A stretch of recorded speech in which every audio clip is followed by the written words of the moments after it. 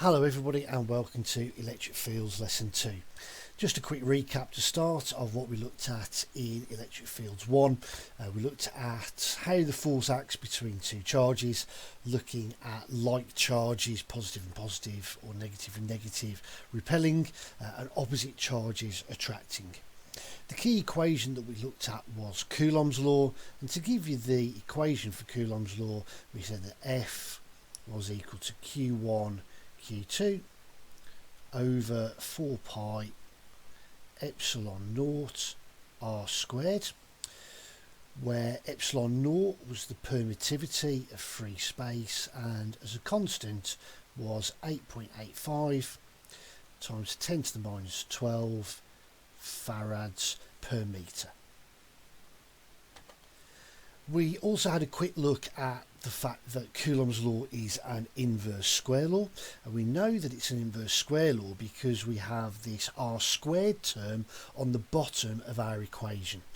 Inverse square laws, if you were to double the radius, then we would end up with a quarter of the force, or 1 over 2 squared. If you were to triple the radius, we would end up with a ninth of the force, 4 times the radius, a 16th of the force, and so on.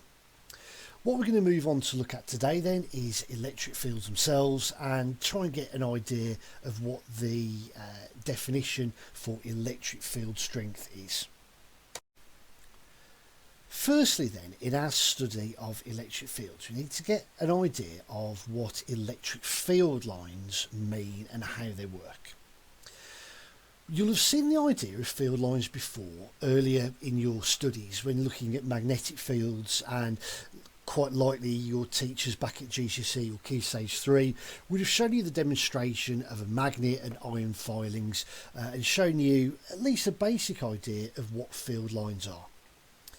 What we're going to do then is we're going to take a charge and we're going to just make it a positive charge for now. At this point here, I'm going to place a second charge. I'm going to call that plus little q. Now, the technical name for this second charge that I've placed down is a small positive test charge.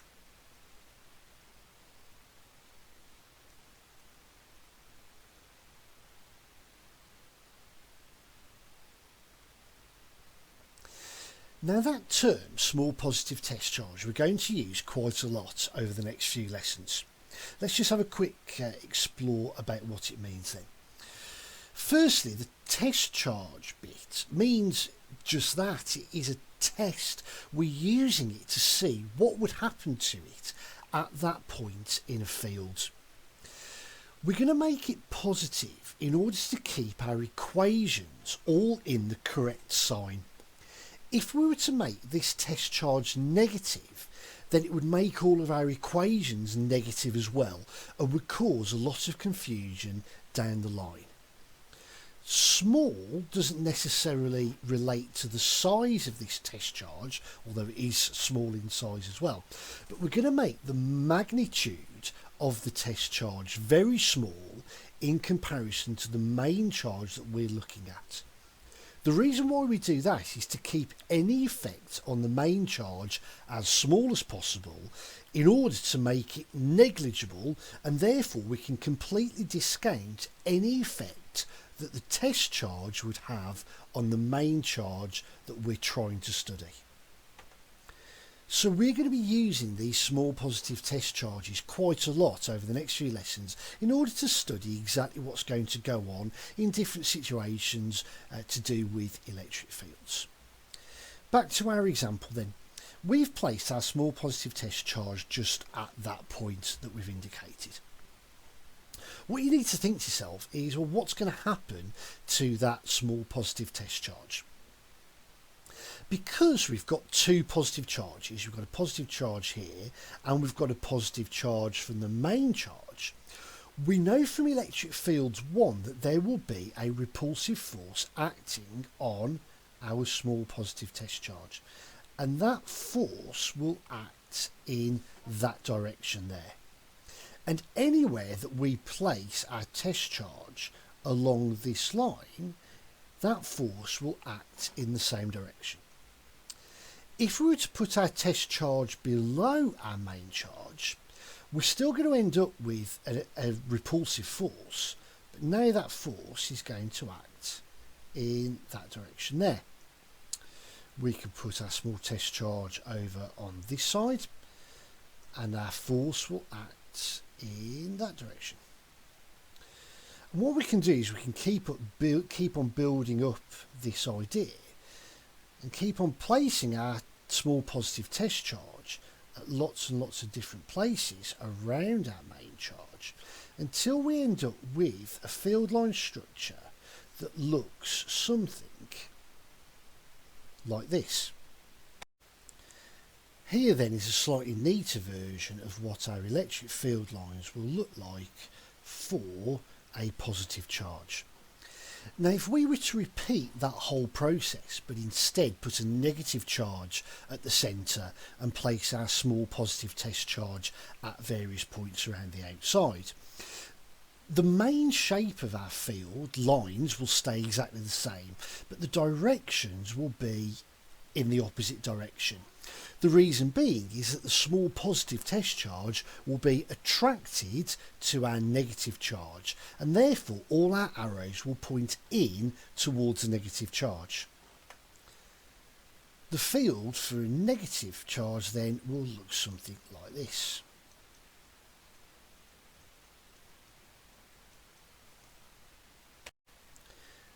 We can now move on to getting a proper definition for electric field strength, and you can see the definition there on the screen. Electric field strength is defined as the force per unit charge acting on a small positive test charge placed at a point in an E field, just a shorthand version there of electric field. Taking the equation then, we can start to break it down and look at forming an equation out of this. So the first thing that's said is electric field strength. Now the symbol we're going to use for electric field strength is a capital E. Next we get the words is defined as, well, to put that into an equation, that's just an equal sign. We've got the idea, we've got the words per unit. Now whenever we see per unit in an equation, we're going to have something divided by something else. Before the phrase per unit we have force, and afterwards we have charge of a small positive test charge. So on the bottom we place little q. Now what we can see straight away here is that by dividing by little q, dividing by the charge of our small positive test charge, we can eliminate it from our equation for force, and we'll see that in just a few moments when we delve into this equation a little bit further. Firstly though, let's just consider what the units will be. The unit for force we know is newtons, the unit for charge is coulombs, and therefore the unit for electric field strength will be newtons per coulomb. Electric field strength is a vector. We've already seen in our previous slide that there is a direction on it, and the direction does matter. The direction does make a difference to what's going on, so therefore it is a vector. Now the equation that I've put up on the screen here is known as the general equation.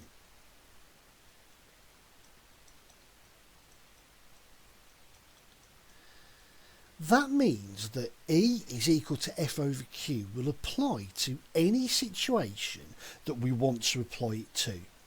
We may get other equations that are more specific to different ways of looking at electric field, and we're going to look at two of those in a minute. But either way, E equals F over Q being the general equation for electric field strength will always apply. So now we can take our general equation, E is equal to F over Q, and we can apply it to different situations. Firstly, let's apply it to the two diagrams that we came up with earlier when we were looking at point charges. This type of field is known as a radial electric field because our field lines emanate out from the charge following the radii of a circle. Now, interestingly, if we go back to last lesson and think about Coulomb's law, F is equal to Q1 Q2 over 4 pi epsilon naught r squared, some of you of a more mathematical disposition may have noticed that we have 4 pi r squared appearing on the bottom of our equation. Now, in geometry, 4 pi r squared is the surface area of a sphere. What we can say then is that if we treat our diagrams in 3 dimensions, the force will be exactly the same at any point mapping out the surface area of a sphere around a point charge at the centre. So that's where that 4 pi r squared bit comes from.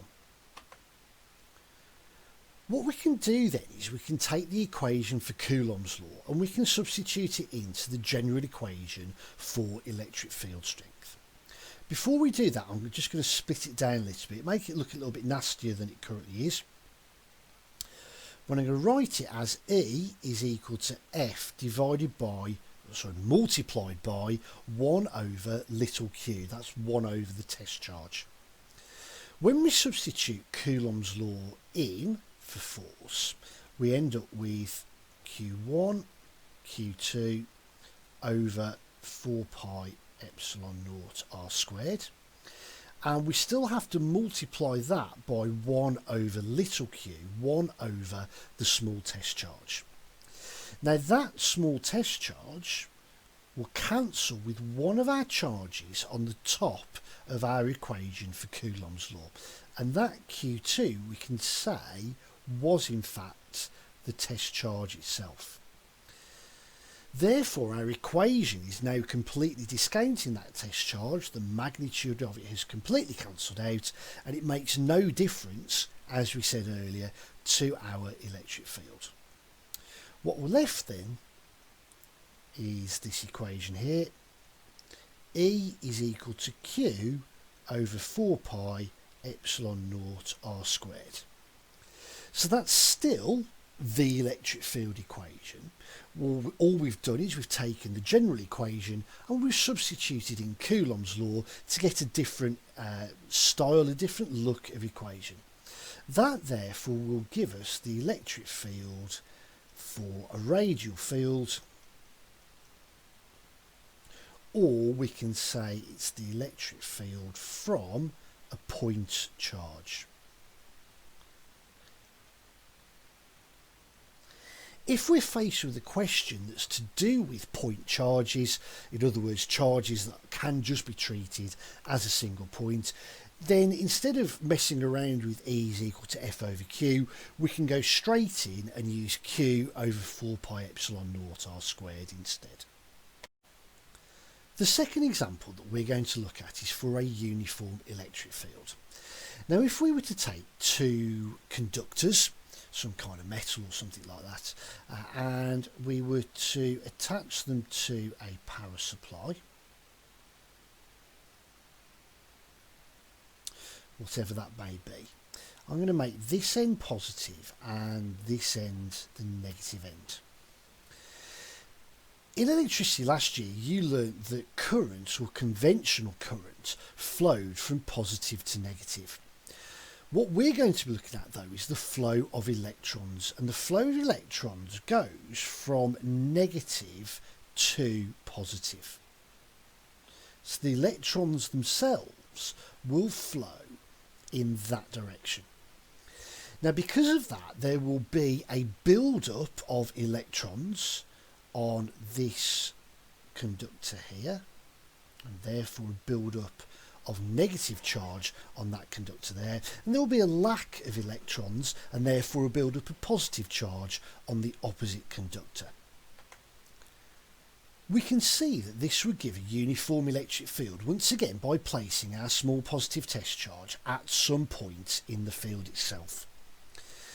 Now, we know that there are going to be a lot of forces acting on our small positive test charge when we place it there in the field. Overall, though, the force will act in that direction, away from the positive plate and towards the negative plate. The reason why it acts completely perpendicular to the plates themselves is that any horizontal forces acting on our small positive test charge, looking at the left and the right as we look at it in our diagram, they're going to end up being cancelled out by all the other forces that are acting on our small positive test charge. Therefore, the test charge will be attracted directly to the negative plate, it will be repelled by the positive plate, and we end up with perfectly straight field lines in between our two conductors. Now let's try to put an equation on our electric field here. Firstly, we just need to define a few terms. We're going to define the potential difference of the source and therefore the potential difference across our conductors as V. And we're going to say that those two conductors are separated by a distance of D. Firstly then, we need to go back to year one and remind ourselves of the definition of potential difference. So our potential difference was defined as work done per unit charge. And here, the charge that we're looking at on the bottom of our equation will be our small positive test charge. It will be little q. We also know from mechanics that work done is force times distance in the direction of the force. Now here, because force and displacement, force and distance are in the same direction, the cos theta term will end up disappearing, so we're just left with W is equal to F times S, force times displacement. To delve into this further then, what we're saying is, well, what is the work done as we move a small positive test charge from one plate all the way down to the other plate? Our displacement here will then become D. What we can now do is substitute the equation for work done into the equation for potential difference. And we now have V is equal to F times D divided by little q, our small positive test charge. In this equation, we can now see we have a term of F over Q and F over little q. From earlier in the lesson, F over Q, force per unit charge of a small positive test charge, is the definition of electric field strength, and therefore we can substitute that back into this equation. We've now got V is equal to E multiplied by D. To tidy that up and to make electric field strength the subject of the equation, we now get E is equal to V divided by D. We've now got a completely separate equation for electric field strength when acting in a uniform electric field.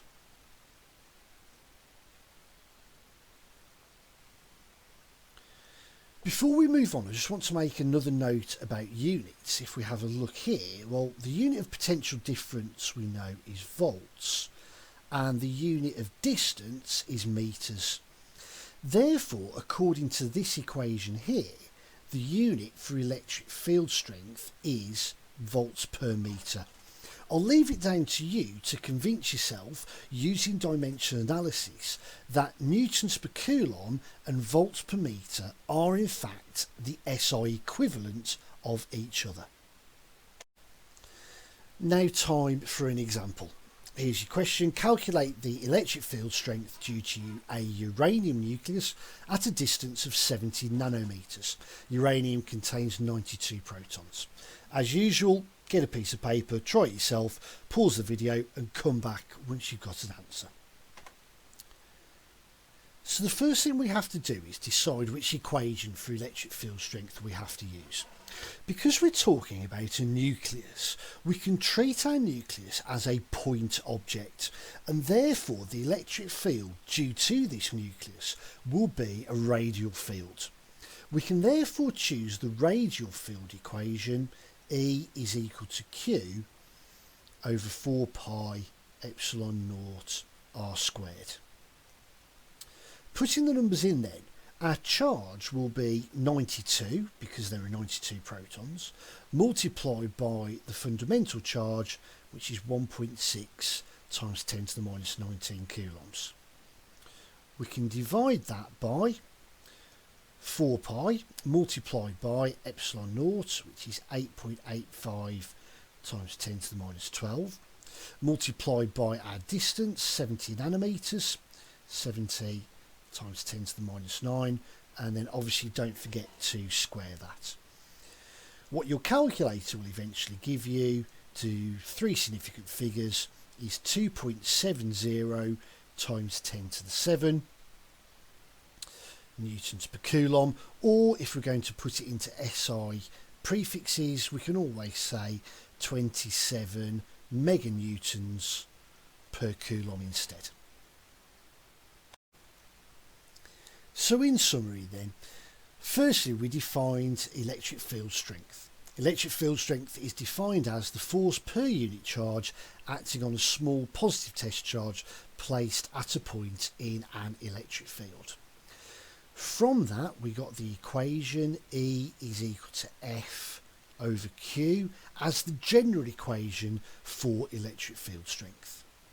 We then took that equation and had a look at two different situations. We looked at radial fields, where we ended up with the equation E is equal to Q over 4 pi epsilon naught r squared. And we also looked at uniform fields, where we ended up with the equation E is equal to V over D. So that's it for this video. I hope obviously as usual that you found that useful. Thanks for watching, and I'll see you in the next video.